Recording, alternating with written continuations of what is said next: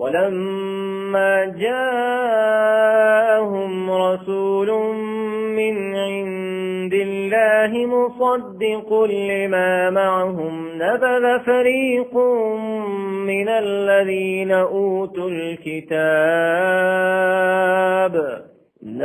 فريق من الذين أوتوا الكتاب كتاب الله وراء ظهورهم كأنهم لا يعلمون واتبعوا ما تتلو الشياطين على ملك سليمان وما كفر سليمان ولكن الشياطين كفروا يعلمون الناس السحر وما أنزل على الملكين ببابل هاروت وماروت وما يعلمان من أحد حتى يقولا إنما نحن فتنة فلا تكفر فيتعلمون منهما ما يفرقون به بين المرء وزوجه وما هم بضارين به من أحد إلا بإذن الله ويتعلمون ما يضرهم ولا ينفعهم ولقد علموا لمن اشتراه ما له في الآخرة من خلاق ولبئس ما شروا به أنفسهم لو كانوا يعلمون ولو أنهم آمنوا واتقوا لمثوبة من عند الله خير لو كانوا يعلمون يا أيها الذين آمنوا لا تقولوا راعنا وقولوا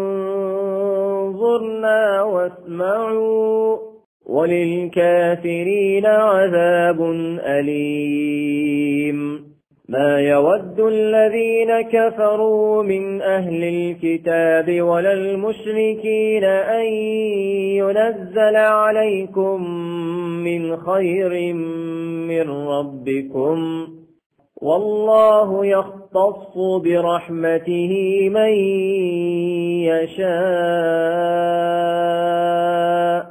والله ذو الفضل العظيم ما ننسخ من آية أو ننسها نأت بخير منها أو مثلها ألم تعلم أن الله على كل شيء قدير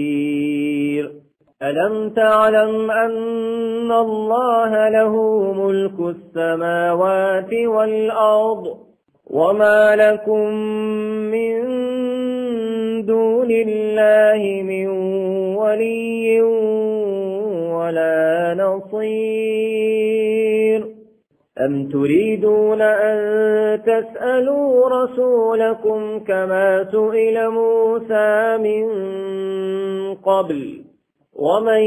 يتبدل الكفر بالإيمان فقد ضل سواء السبيل ود كثير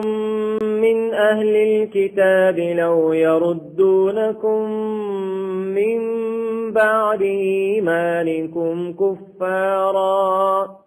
حسدا من عند أنفسهم من بعد ما تبين لهم الحق فاعفوا واصفحوا حتى يأتي الله بأمره إن الله على كل شيء قدير وأقيموا الصلاة وآتوا الزكاة وما تقدموا لأنفسكم من خير تجدوه عند الله إن الله بما تعملون بصير وقالوا لن يدخل الجنة إلا من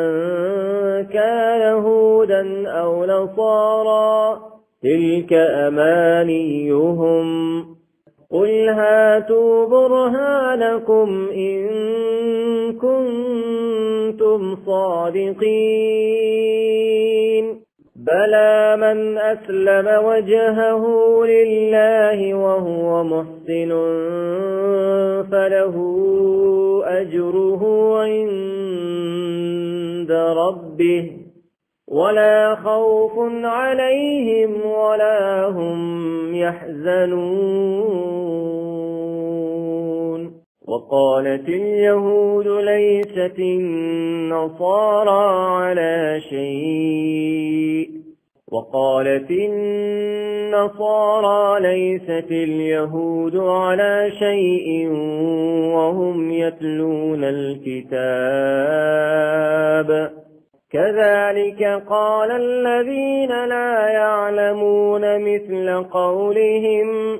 فالله يحكم بينهم يوم القيامة فيما كانوا فيه يختلفون ومن أظلم ممن منع مساجد الله أن يذكر فيها اسمه وسعى في خرابها أولئك ما كان لهم أن يدخلوها إلا خائفين لهم في الدنيا خزي ولهم في الآخرة عذاب عظيم ولله المشرق والمغرب فأينما تولوا فثم وجه الله إن الله واسع عليم وقالوا اتخذ الله ولدا سبحانه